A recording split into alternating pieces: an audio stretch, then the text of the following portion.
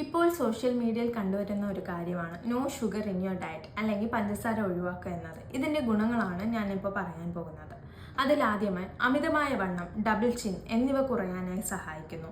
Metabolic അസുഖങ്ങളിൽ വരുന്ന ഡയബറ്റിക്കിനായാലും cholesterol കുറയ്ക്കാനായാലും fatty ലിവറിനായാലും thyroid ഫങ്ഷൻസിനായാലും sugar ഒഴിവാക്കുന്നത് വളരെ നല്ലതാണ്.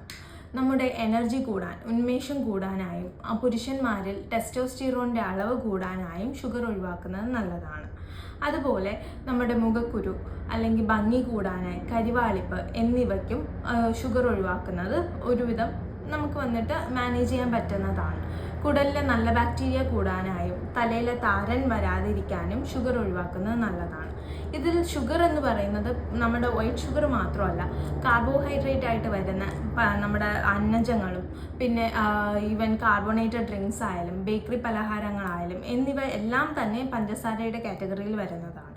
അത് കാരണം ആരോഗ്യമായിട്ടുള്ള ഭക്ഷണ രീതികൾ സെലക്ട് ചെയ്ത് നല്ലൊരു ആരോഗ്യം നിലനിർത്തുക. Thank you.